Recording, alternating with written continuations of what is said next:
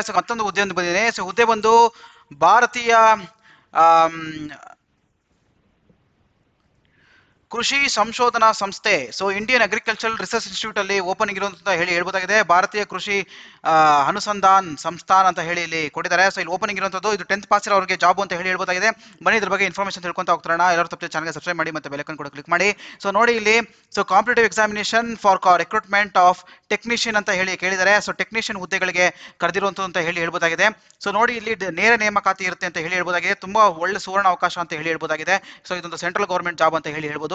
ನೋಡಿ pay scale level 3 7 CPC commission ಅಂತ ಹೇಳಿ ಇಲ್ಲಿ ಕೊಟ್ಟಿರುವಂತದ್ದು. ಸೊ ಲೆವೆಲ್ 3 ಪೇ ಸ್ಕೇಲ್ ಸಿಗುವಂತದ್ದು 7 CPC ಕಮಿಷನ್ ಪ್ರಕಾರ ಅಂತ ಹೇಳಿ ಹೇಳ್ಬೋದಾಗಿದೆ.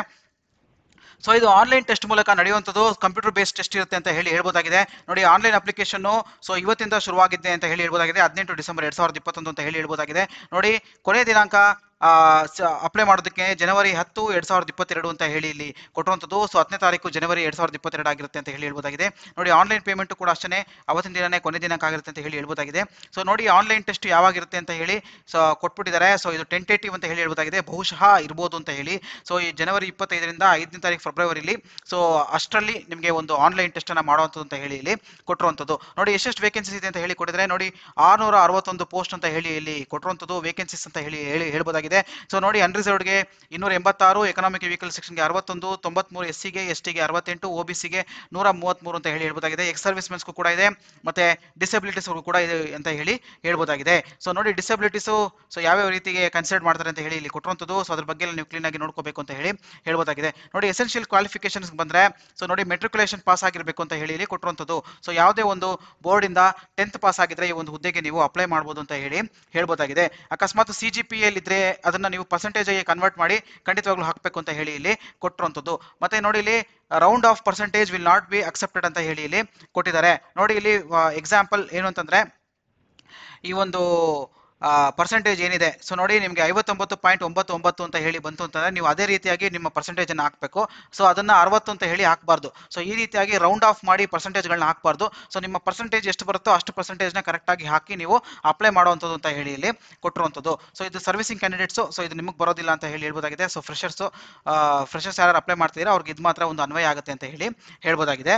ಸೊ ನೆಕ್ಸ್ಟ್ ನೋಡಿ ಎಕ್ಸಾಮಿನೇಷನ್ ಸಿಟೀಸ್ ಅಂತ ಹೇಳಿ ಇಲ್ಲಿ ಕೊಟ್ಟಿದ್ದಾರೆ. ಸೊ ಖಂಡಿತವಾಗ್ಲೂ ಬೆಂಗಳೂರಲ್ಲಿ ನಡಿಬೋದು. ಸೊ ಆಲ್ರೆಡಿ ಅದು ಲಿಸ್ಟ್ ಅನ್ನ ಕೊಟ್ಟಿದ್ದಾರೆ, ನಾವು ಆಮೇಲೆ ನೋಡೋಣ ಸೊ ಹೇಗೆ ಅಂತ ಹೇಳಿ. ಸೊ ನೆಕ್ಸ್ಟ್ ಇಲ್ಲಿ ವಯೋಮಿತಿನ ನೋಡ್ಬಿಡೋಣ. ಸೊ 18 ವರ್ಷ ಕೇಳಿದ್ದಾರೆ, ಮ್ಯಾಕ್ಸಿಮಮ್ 30 ವರ್ಷ ಅಂತ ಹೇಳಿ ಇಲ್ಲಿ ಕೇಳಿರುವಂಥದ್ದು ನೀವು ನೋಡ್ತಾ ಇದ್ದೀರಾ.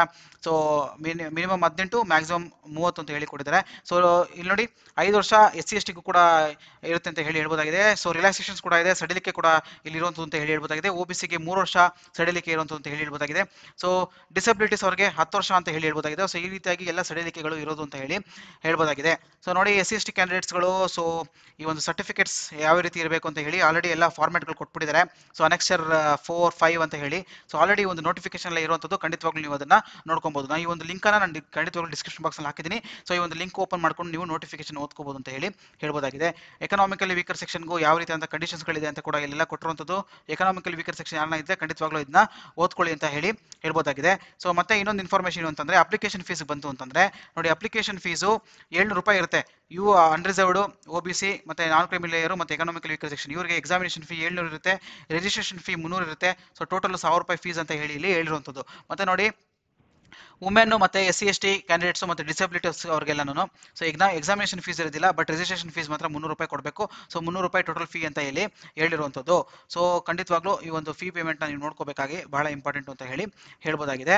ಸೊ ನೋಡಿ ಇಲ್ಲಿ ಸೊ ಆನ್ಲೈನ್ ಫಾರಮ್ ಅನ್ನ ಸೊ ನಿಮ್ಮ ಒಂದು ಆನ್ಲೈನ್ ಫಾರ್ಮು ಈ ಒಂದು ವೆಬ್ಸೈಟ್ ಅಲ್ಲಿ ಸಿಗುವಂತ ಅಂತ ಹೇಳಿ ಹೇಳ್ಬಿಟ್ಟಿದ್ದಾರೆ. www.iari.res.in ವೆಬ್ಸೈಟ್ ಅಲ್ಲಿ ಸಿಗುವಂಥದ್ದು.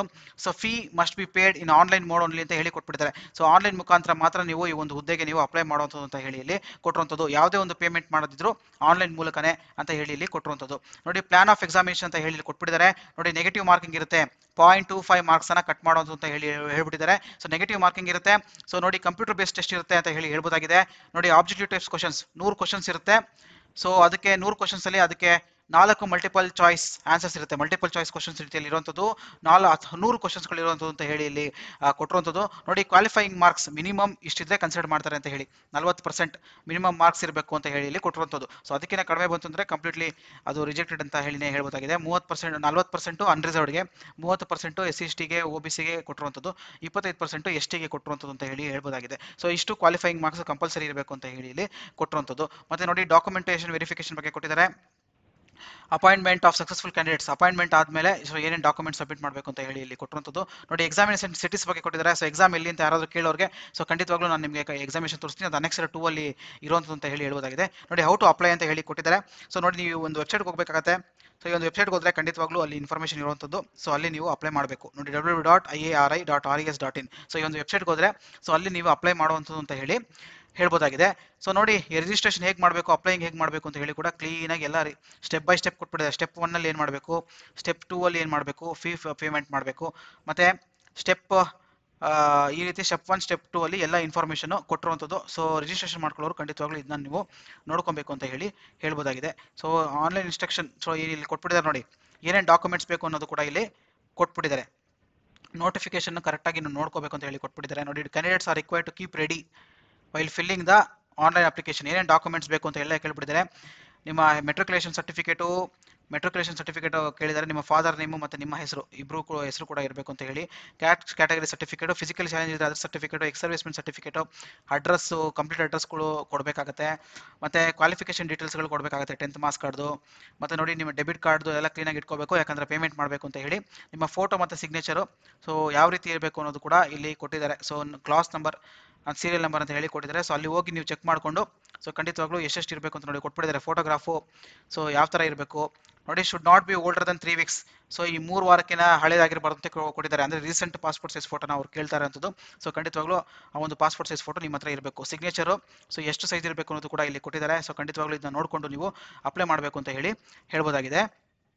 ಮತ್ತು ಬನ್ನಿ ಎಕ್ಸಾಮಿನೇಷನ್ ಬಗ್ಗೆ ಒಂದ್ಸರಿ ನೋಡ್ಬಿಡೋಣ.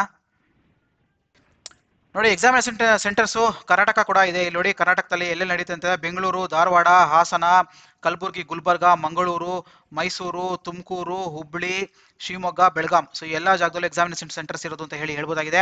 ಸೊ ಖಂಡಿತವಾಗ್ಲೂ ಈ ಒಂದು ಹುದ್ದೆಗೆ ನೀವು ಪ್ರಯತ್ನ ಪಡ್ಬೋದು ಅಂತ ಹೇಳಿ ಹೇಳ್ಬೋದಾಗಿದೆ. ಸೊ ನೋಡಿ ಎಲ್ಲ ಸರ್ಟಿಫಿಕೇಟ್ ಫಾರ್ಮ್ಯಾಟ್ಸ್ಗಳು ಇಲ್ಲಿ ಕೊಟ್ಬಿಟ್ಟಿದ್ದಾರೆ. ಸೊ ಖಂಡಿತವಾಗ್ಲೂ ಎಲ್ಲ ಸರ್ಟಿಫಿಕೇಟ್ ಫಾರ್ಮ್ಯಾಟ್ಸ್ಗಳನ್ನ ನೀವು ನೋಡ್ಕೋಬೇಕು. ಮತ್ತು ನೋಡಿ ಎಕ್ಸಾಮಿನೇಷನ್ ಫಾರ್ಮ್ಯಾಟ್ಸ್ ಕೂಡ ಇಲ್ಲಿ ಕೊಟ್ಬಿಟ್ಟಿದ್ದಾರೆ.